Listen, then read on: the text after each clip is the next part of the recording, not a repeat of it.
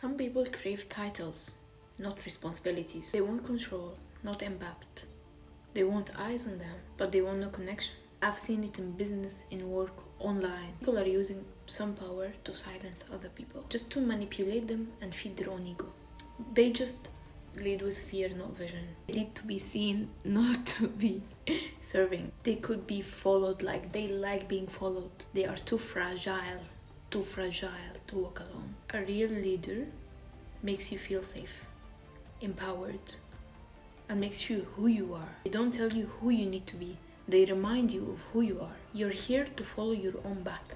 And if it inspires others, well, welcome to leadership.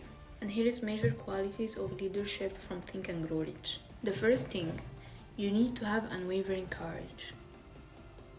Based upon knowledge of self and of one's occupation, no follower wishes to be dominated by a leader who lacks self-control and courage. No intelligent follower will be dominated by such a leader for a very long time. So second, self-control.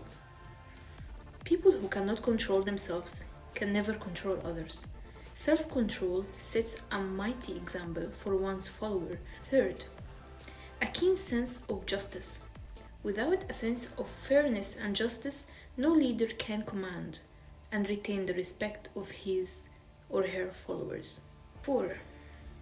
Definiteness of decision. People who waver in decision show that they are not sure of themselves. They cannot lead others successfully. Definiteness of plans.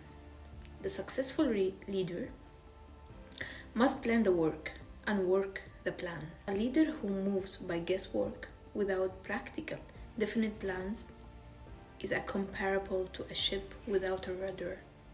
Sooner or later, it will land on the rocks. 6.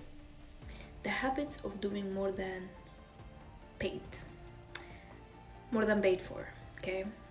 One of the penalties of leadership is the necessity of the willingness upon the part of the leaders to do more than they require of their followers. It means that if they can do more than their followers,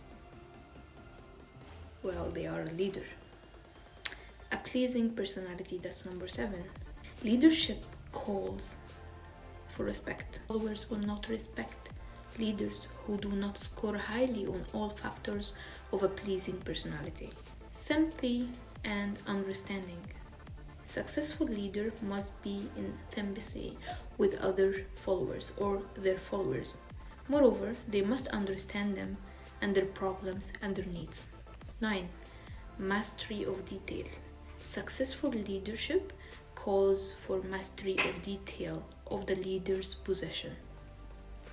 Willingness to assume full responsibility.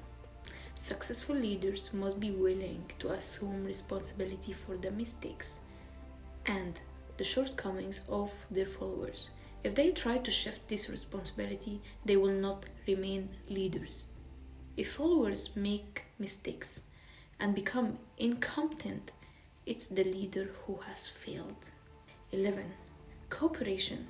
Successful leaders must understand and apply the principle of cooperative effort and be able to induce followers to do the same thing. Leadership calls for power and power calls for cooperation. K. And we have here 10 measures. 10 major causes of failure in leadership.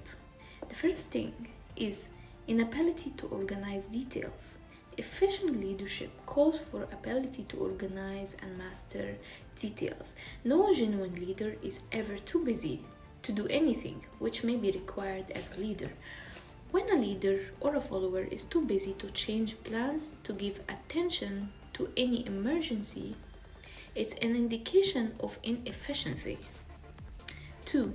Unwillingness to render humble service. Truly great leaders are willing, when occasion demands, to perform any sort of labor that they would ask another person to perform. 3. Expectations of pay for what they know instead of what they do with what they know. Okay? The world does not pay for what people know. it pays them for what they can do. 4. Fear of competition from followers. The leader who fears that one of his followers maybe take his possession is practically sure to realize that fear sooner or later. Lack of imagination. Without imagination, leaders are incapable of meeting emergencies and of creating plans by which to guide followers effectively. 6. Selfishness. Leaders who claim all honor for the work of their followers are sure to meet by resentment. Really great leaders claim none of the honors. They are content to see the honor goes to their own followers. 7. Intemperance. Followers do not respect an intemperate leader. Moreover, being in your temper in various forms can destroy the endurance and vitality of all who indulge in it. Disloyalty. Leaders who are not loyal to their trust and to their associates, those above and below them, cannot long maintain their leadership. The doors to the office of real leaders are open to all who wish to enter, and their working quarters are free from formality or like being formal. Okay, alright, that's easy.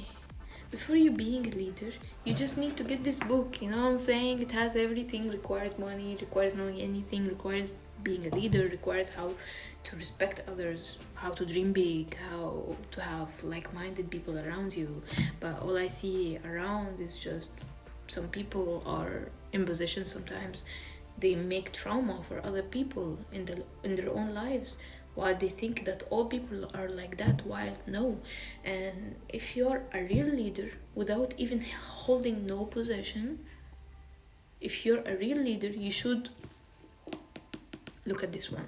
If you don't know how to lead, if you wanna, but you don't know how to lead, look for this book, for real. Read it, study it, see it, put it in your head, and just move on with it. And soon, when the world take you as a real leader with possession, with title, with everything, you shall go to your greatest, because your followers will think will think in their head like you're one of them. You're not just a person who gives orders. You know what you're doing. You care about them. And as what I said in this about what the book is saying, okay? And there's a lot of things, but anyway, yeah.